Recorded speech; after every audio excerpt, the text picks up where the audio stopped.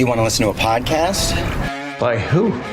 Georgia GOP Congressman Doug Collins. How is it? The greatest thing I have ever heard in my whole life. I could not believe my ears. In this house, wherever the rules are disregarded, chaos and mob rule.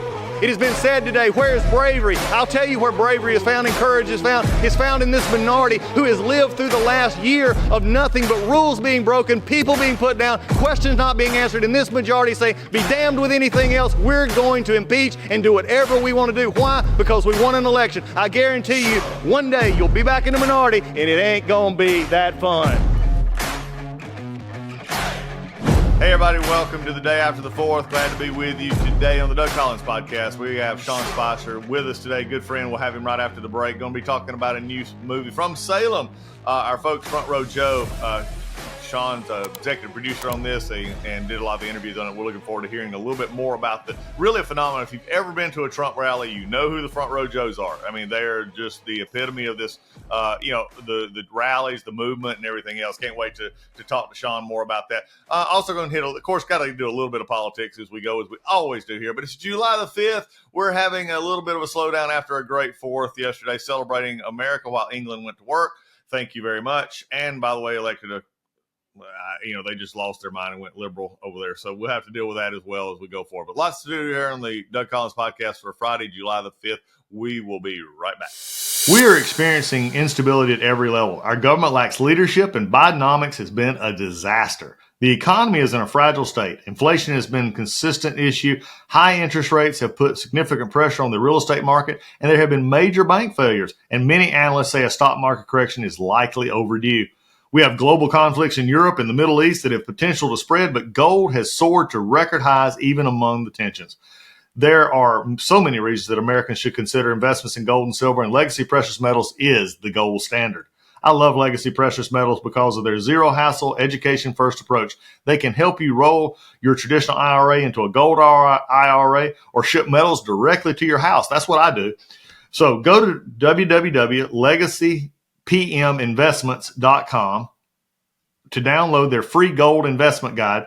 And look, I've read it. You need to read it. There's so much valuable information in there. So friends, now's the time to not roll the dice with your hard-earned money. Find out about the growth potential that gold and precious metals can offer you. Contact Legacy Precious Metals today and tell them that Doug Collins sent you.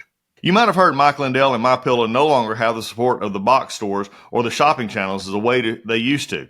They've been part of the cancel culture, so they want to pass the savings directly on to you by having a $25 extravaganza. When Mike started MyPillow, it was just one product company. With the help of his dedicated employees, they now have hundreds of products. Some of you may not even know about that. So to get the word out, I want to invite my listeners to check out the $25 extravaganza. 2-pack multi-pillow use MyPillows are just $25. MyPillow sandals, $25. Their 6-pack of towel sets, $25. Brand new 4-pack dish towels. You guessed it, just $25. And for the first time ever, the MyPillows with all new Giza fabric, just $25. All orders over $75 will see free shipping too. This amazing offer won't last long, so go to mypillow.com and use the promo code Collins, that's COLLINS, or call 800-986-3994 today. That's promo code Collins. Hey, inflation's at a 40-year high. The stock market looks more uncertain than ever. The new central bank digital currency is on its way and could be the government's ultimate surveillance tool against Americans. It looks like the government is playing games with your savings and retirement. So what are you going to do to help protect yourself? Did you know that you can have physical gold and silver into your IRA or 401k with zero tax or penalties? Millions of Americans are doing this right now for protection, and you should think about it too. A company I trust and recommend is Preserve Gold. They will go all over your options and make sure the process of acquiring precious metals is simple and easy. So if you're looking to help protect your retirement with a trustworthy company, request your free investment guide from the experts at Preserve Gold. Preserve Gold is accredited by the Better Business Bureau, and they have hundreds of 5-star reviews, so you know that you're in good hands. Just text Collins, COLLINS, to 50505. And an exclusive offer for my listeners, they'll get up to $15,000 in free gold and silver with a qualifying purchase on a retirement account rollover. So don't wait. Text Collins to 50505 today and get your free gold and silver investment guide and take the first step. Again, text Collins to 50505 to get your free guide from the good people at Preserve Gold. All right, we're back. Sean Spicer joining me. Sean, how are you doing, buddy? Great. Happy post 4th of July to you. I hope you guys you had as a good well. one. Did you have a good 4th? I did. I love it. I actually, I love the 4th of July and Thanksgiving because I feel like there's no, like a lot of holidays, you're running around, you're gift giving, you're trying to get everything ready. The 4th of July to me is just sort of like family comes down from all over, same kind of way it does at Thanksgiving. And we just enjoy and relax and, cook out. But it's like, it's totally stress free. It's not like, oh my God, we forgot this dish and the turkey's not done. It's hamburgers and hot dogs. So I just enjoy the relaxing aspect of it, and sort of we end my kids do a little parade where we play patriotic music, and where I don't anymore, but we'll wear our bright sparkly things, and so it's just it's a mix of relaxing, fun, family, and a little patriotism mixed in. Now, do y'all meet down in hometown? Or do you meet more in D.C.? My family, most of my family is from Rhode Island, so we meet here.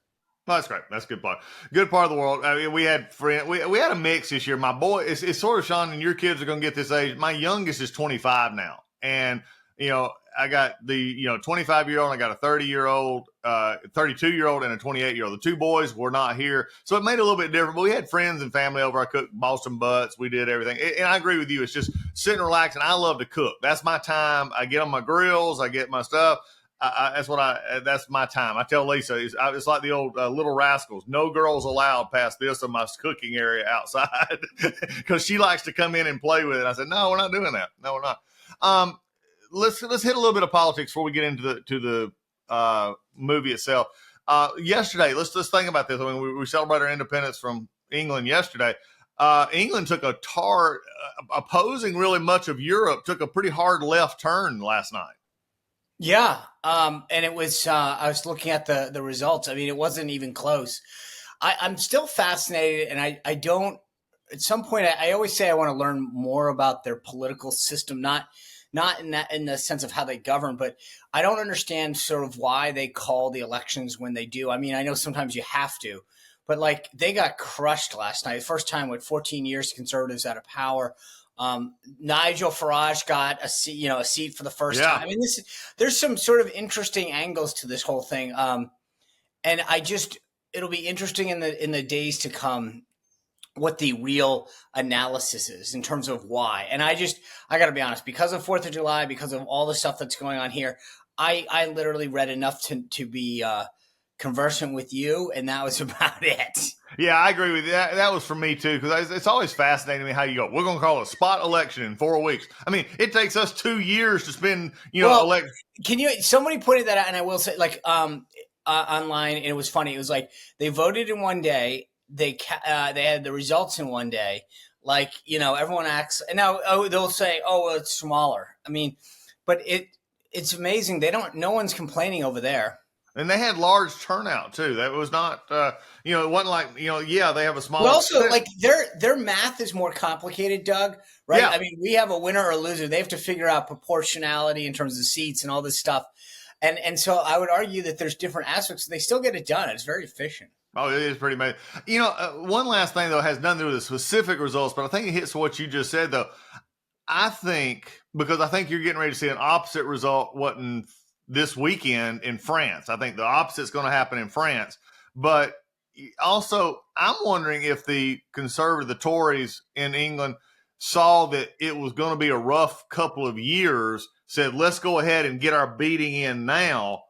And then, because we don't have, and really saying, and being honest about it, we don't have an answer that's going to fit here. So if Labor wants to come in and have an answer, we'll give them an answer here and try and fight this off in a couple of 3 years. That's why I was saying I'd love to in a few days hear some analysis, because there's days, and this in Washington, where people sometimes give you too much credit for something, and you're like, you guys think ahead, like, and I think that we might be like, did they actually get ahead of the curve here and just say, hey, let's take our medicine early? And someone's probably like, wow, I didn't even think of that. Yeah, it'll be interesting. Well, speaking of taking medicine early or late or anytime else that you work between 10 and 2, that's the Joe Biden presidency. I may actually do something today. The Biden presidency is actually the 10, 2, and 4 presidency, the old Dr. Pepper presidency, because he only works between 10, 2, and 4. And that's after the nap, because I'm resigning myself to there's growing more and more, Sean, that he is going to step aside, either literally completely step aside and let Harris become president, which I guess if you're going to do it, you might as well do it, or he's going to step aside from not running and then just sort of be this lame duck hang on for another 6 months. But when the media starts hitting, when the money starts drying up, and Hakeem Jeffries and Chuck Schumer start hitting him, what's your feeling now? I know you and I talked about this last week. I'm still not there yet. I think he hangs on, but it's getting a little harder. Yeah, so I think you and I are on the same page on this. So, and the reason is that I talk about this all the time on my show, that like the rules, I wouldn't say like matter, because the Democrats have shown that they'll go around any rule that they create or change it. But at the end of the day, once he becomes virtually nominated, then that's the law. Like there's federal election law that comes into play. There's ballot access issues that come into play. So a couple things. One, I have been saying, and I am convinced that like he is going to be the nominee. Okay. Because all he has to do is make it to July 21st ish. They will virtually nominate him then. Then this gets into kind of what you're asking, which is, will he stay the nominee? Meaning, will he pass it on to Kamala? Because at the end of the day, I've heard Gavin Newsom, Michelle Obama, Krusty the Clown. It doesn't matter. It's like it will be Kamala. If it's not Joe, it's Kamala, and that's it. Full stop. End of discussion. If you want to go have a further, go grab a beer, go somewhere and talk about it. But it's not. Yeah. It has to be her for a million reasons. And I know everyone wants to argue with me on this, and I'm like, look, I'll no, it ain't an argument. Right.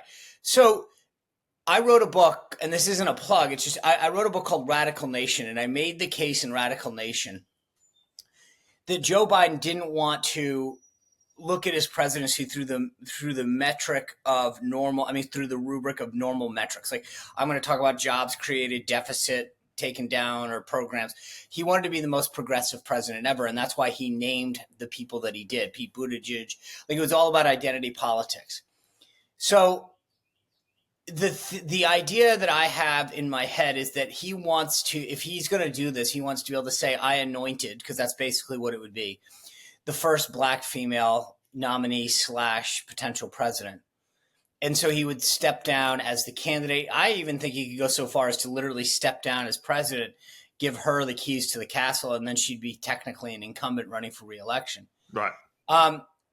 There's something inside of me that says Hunter, Jill, Steve Ricchetti, Mike Donilon, Bruce Reed, Anita Dunn, it's all about power. The second Joe goes, they have no power. And I have always been a believer that if you want to understand, New York is all about money and finance and the accumulation of wealth. LA is all about, Hollywood and whatever. DC is power. Who's got it? Who's close to it? Who's ascending? Who's not? And these folks around Joe Biden aren't going to give it up. And that's what people have to understand, is it's not just him. It's the people around him are saying, I'm not just going to step aside. And so for those reasons, I feel like the default is he stays. But I agree with you that there is an aspect. Look, you and I are talking on Friday after 4th of July, this ABC interview tonight. Again, I've played this like three-dimensional chess. Does Stephanopoulos try to show he's tough because he wants to show his journalistic chops? Does he show he's tough because he really wants to take Joe Biden out and get a new nominee? Does he give him a softball because he actually likes him and wants him to continue? I think tonight's going to be huge because if Biden flubs this interview with Stephanopoulos, the dam really breaks. Yeah, I agree. If it's a push, casino speak here, then it's just status quo. And if he hits it out of the park, I mean, I think he helps with donors a little, but that's it. Yeah, my question is always how it helps him. Again, it's an edited interview.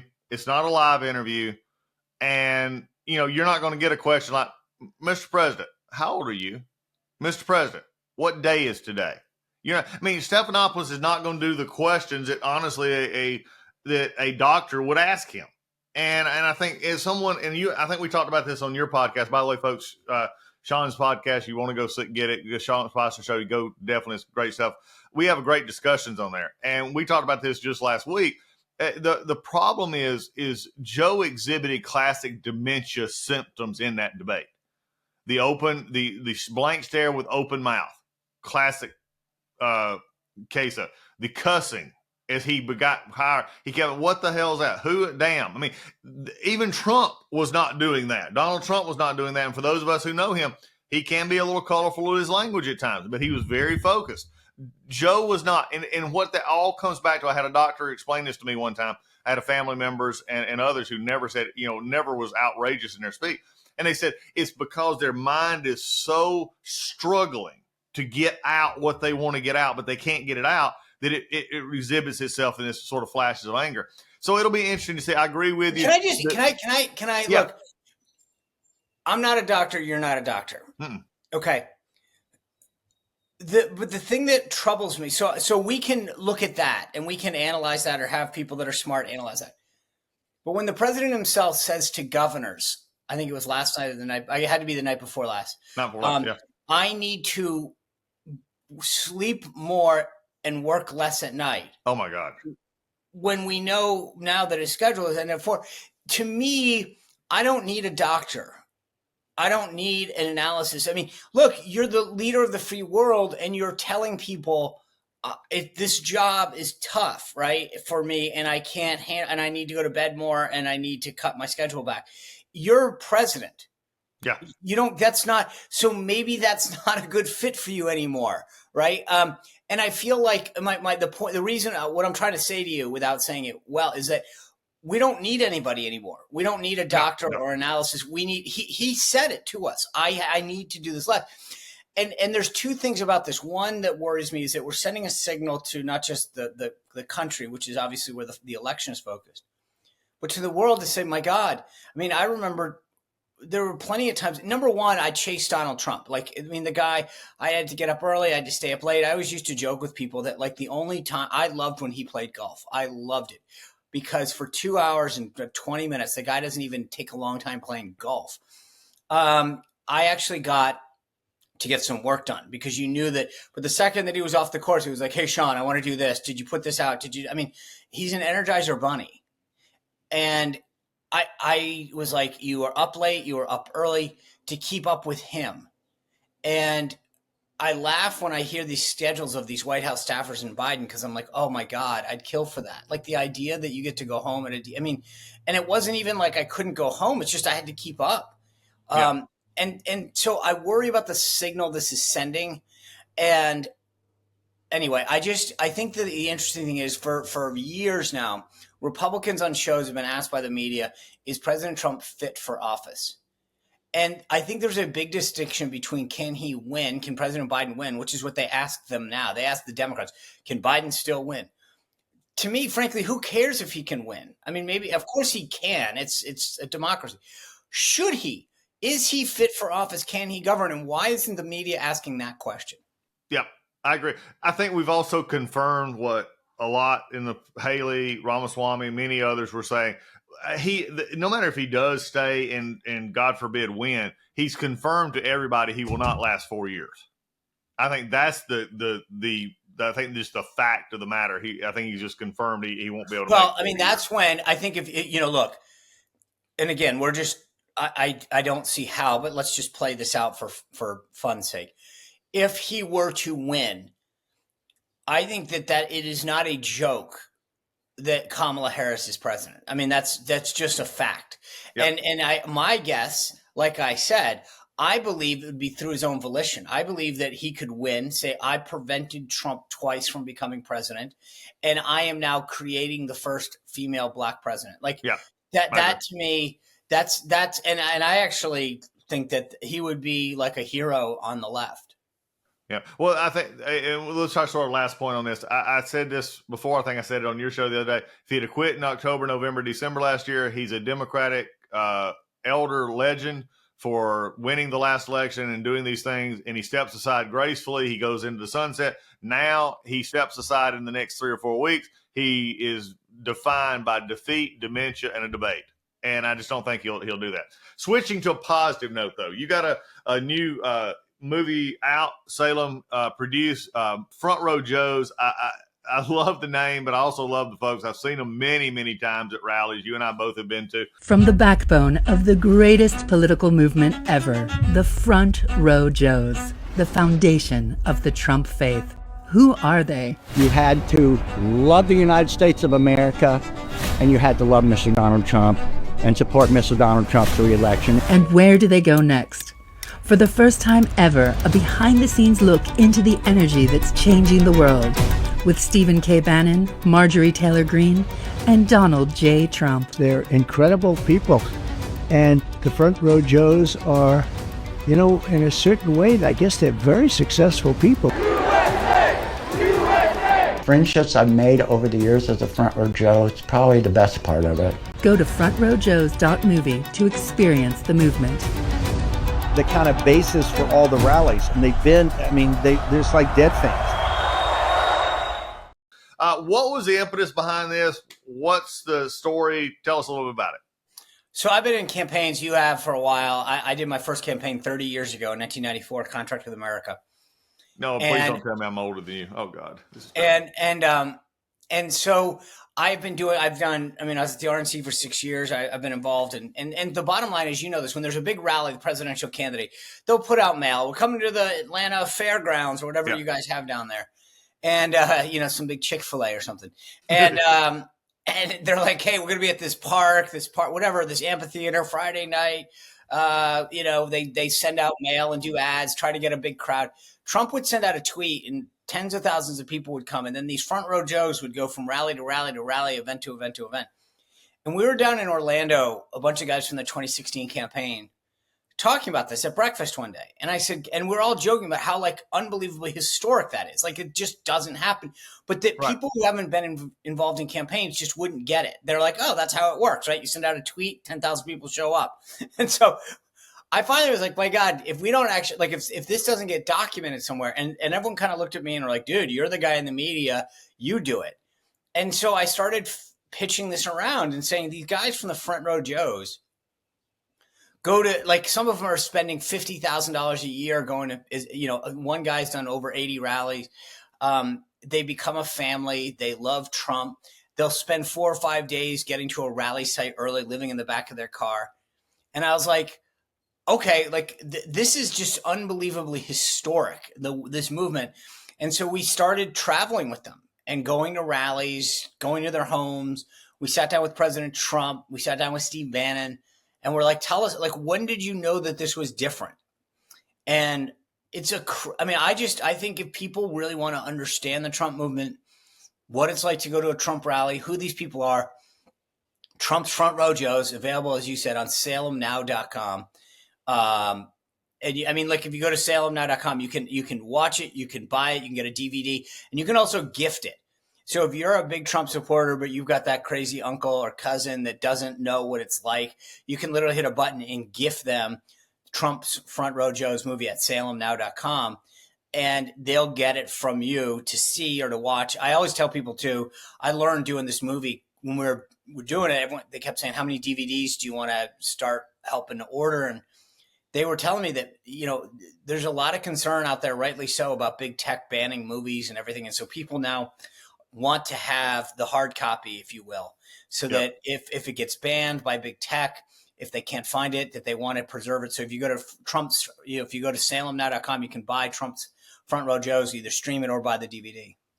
Yep. And I think it's going to be good. What was one thing that surprised you in making, if you sort of, because like I said, this all started in 2016. It was just unheard of in 2016. It continued in 2020. I've been at a bunch of rallies in it, and it's continuing even now. And I think this is also, I think the thing that gets me, here's sort of my take, not just on the Front Row Joes, but the rest. everybody thinks, you have a Trump rally in a district or a state that it's representative of that state. And yes, to a point it is, but it's not. It's not like the rallies where you used to have like George Bush come to Atlanta and 99% of the crowd was from 75 miles to 100 miles around Atlanta. That's just not true. You get a rally in middle Georgia and you're going to have Florida, Alabama, Arkansas, Texas. I mean, everybody coming around. That surprises me still. That it's like it's a rock concert kind of thing. That it is. What was one thing that you maybe went into with it but didn't, but maybe either confirmed or you found out something different? It's funny. There wasn't one. There's a lot. Like when we asked one guy, how much money do you spend? And he said, like I said, $50,000. I'm like, $50,000. Yeah. And the thing is, so many people described it as you did, like a rock concert, like following the Grateful Dead. But the thing about it is, we asked Trump about that, and he was like, there's only so many ways that I can make up. I mean, I got to talk about immigration and taxes. And he's like, I can't change the script, if you will, that much. But these people are there for the experience and the people. And that was sort of another thing. Like, I've been to rallies. You've been to rallies. I kind of feel like box checked. Someone called me today and said, there's another Trump rally. I'd be like, great. I've been to a handful. Like, I don't know that I need to go to 5 more. But these guys, they're not there. They're there they want to show support to President Trump, but to them, it's become a family. Like, they really, and one of the things that you ask about, like, the big question we ask at the end of the doc is, where does this movement go?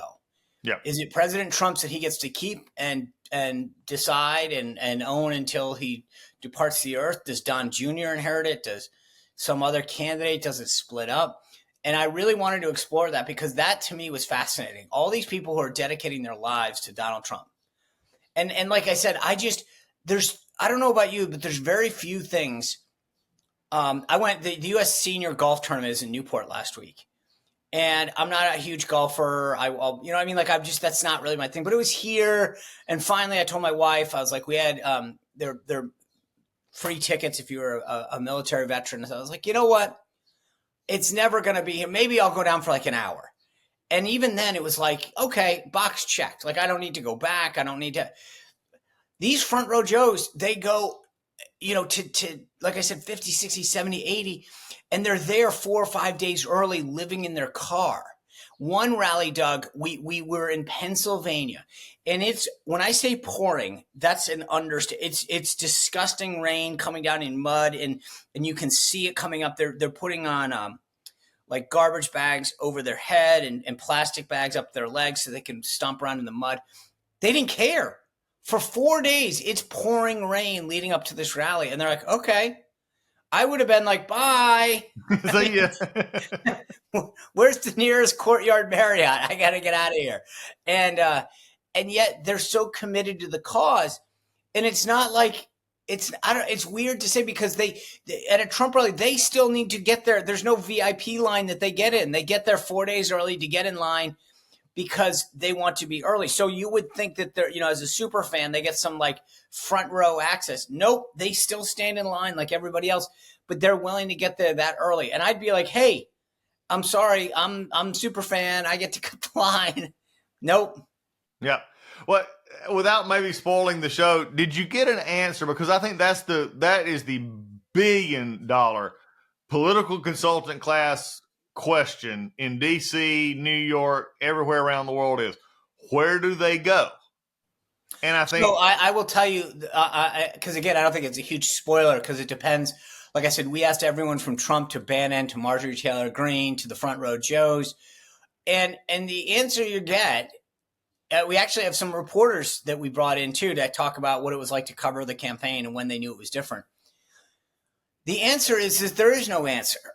It's everybody has a feeling on this, but here's how I will answer this differently. I think it depends on Donald Trump. If Donald Trump tells these guys, like, they are first and foremost loyal to him, and it's almost like convention delegates, he would have to free them and say, guys, I'm out. I'm going to play golf. You guys are on your own now. Thank you for all your support. If he did that, they'd go off on their own, and who knows? Someone would make a play for him. But if he says, hey, I'm still in the game, I'm making endorsements, I got a lot to do, they're going to be loyal to him because I can see him still doing rallies. I can see him leaving office and still wanting to go beyond the stump and and do rallies around the country and stump for different. I don't think it's going to end. I think he loves this. He develops a super PAC and keeps going. Yep, I think it's going to be interesting. Look, 4 more years in the White House, and he gets to do it all if he wants to do it. I think it's good, but I think it is. But I think we've also seen it, Sean, too. In all fairness, it is. As long as he is the main focus, which he should be. You don't see it split. You see it splitting up in states as it gets more localized because of the difference in Republican candidates. You see it. It's just not. It's there in a big sense, but it's not there as micro like you and I from political consultant. It is amazing though to come. One last thing about the Joes, and you mentioned this, is they don't. Some people in the reporters will still look down on they bring them in. They don't bring them in. This is not the Trump campaign. They literally have to wait. They get in line for security people know them. I mean, everybody knows them, but they still have to wait there. And I've been at a couple of rallies where some of them were late or something happened. They couldn't get where they want. And you can see them. They start yelling at each other. Yeah. Well, that's why like I said, they're friends and family. They start to travel together and coordinate. There's a Facebook page that they all talk on. They've done vacations together. One woman organized a boat rally in Stuart, Florida, and they all went down to it. But to your point, like, you don't need to, that's why, look, the media, to your point, looks down on them and doesn't understand how historic it is. And that's why we had to make this movie, because people don't get it, that's not how it works. People don't just show up and wait for you. You usually coax them. You're like, I have free coupons to Chick-fil-A. I've got a barbecue. I remember Romney in 12. We did this one event in Ohio, Kid Rock, John Rich. I mean, it was like it was a concert to get people to show up. And I mean, dude, I would have shown up just to see the bands. Yeah. But you've got to do that just to get people excited. And Trump is like, hey, the warm-up band is Doug Collins. And I mean, they bring up other politicians. Yeah. And that's what's so unique is that if you had told someone 5 years ago, that's how this is going to work. They'd say the opening act is Doug Collins. And then, I'm trying to think who in Georgia is still in good favor. Then, but the point is, and then, Kimberly or Don Jr., it's like, so are you kidding me? You think that's going to get people excited? And it's like, yeah, and I don't think people appreciate that when he leaves, that's not going to happen again. Yeah. Yeah, it's gonna be a lot different, folks. You need to get it. Sean, give it again where they can find it and everything. SalemNow.com. SalemNow.com. You can stream it, buy it, rent it, gift it. Get the DVD at SalemNow.com. Trump's Front Row Joes. Trump's Front Row Joes, folks. I can't think of a better way to celebrate July 5th than this. And so, Sean, great to see you as always, my friend. Glad to be on the show. Look forward to seeing you again on your show. Again, the Sean Spicer Show. You want to pick it up wherever you can as well. But we'll end it with that. Go out and have a great time with your family, celebrating the after 4th glow. And then you and I will be talking again soon. Thanks, Doug. Appreciate you too. Right, take care.